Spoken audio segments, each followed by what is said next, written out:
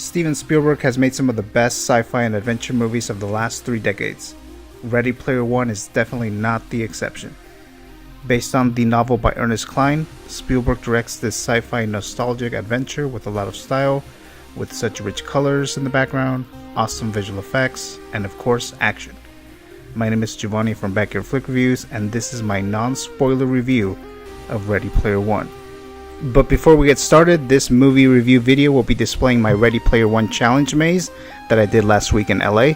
This is the footage you are seeing now. Also, I'm doing the Ready Player One giveaway. It's going to be an Iron Giant Funko Pop, must be a subscriber to my YouTube channel, BackYard Pictures, and must have a mailing address within the United States.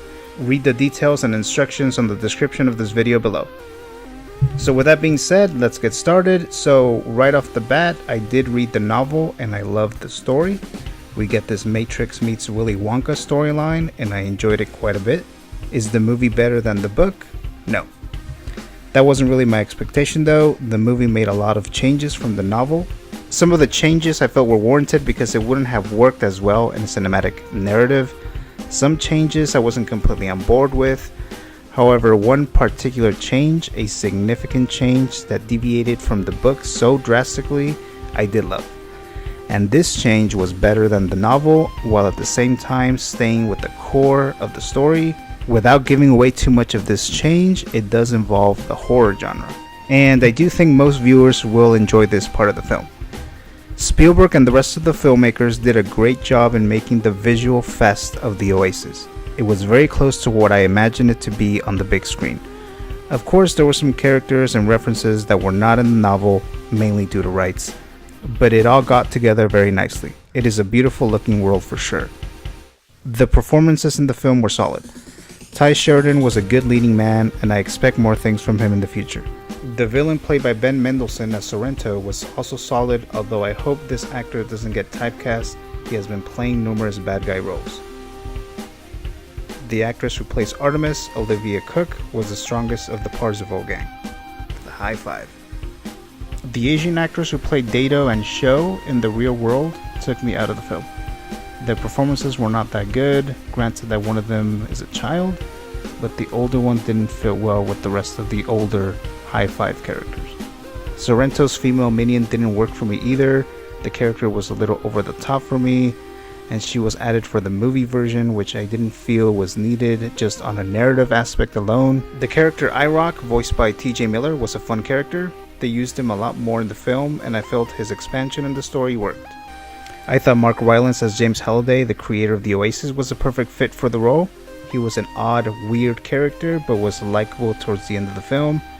Lastly, as mentioned earlier, Ready Player One has a lot of pop culture references, iconic characters from movies, TV, and video games. There was this one iconic character from the video game world that I knew very well growing up, so it was pretty cool seeing this character, even if it was brief in the film. There are so many Easter eggs in this movie, whether it's a pop culture reference from the book or not. You will find a few that you're a fan of. So, to sum up, Ready Player One is a fun sci-fi adventure with many pop culture references, and some that are actually vital to the plot.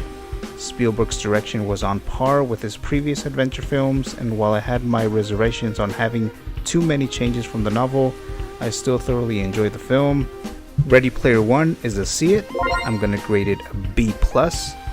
That grade might go up though after watching it again. I think I'll enjoy it more the second time around since I won't be comparing it to the book as much. Don't forget the giveaway for this review video. Subscribe and follow the instructions for your chance to win an Iron Giant Funko Pop from the Ready Player One film. You may also follow me on Instagram under BackYard Flicks. There's a lot more news, and that's where I usually announce the winners, and I have some other reviews in there that I usually can't do behind or in front of the camera. So check out my BackYard Flicks page on Instagram. You can also email me at backyard_pictures@yahoo.com.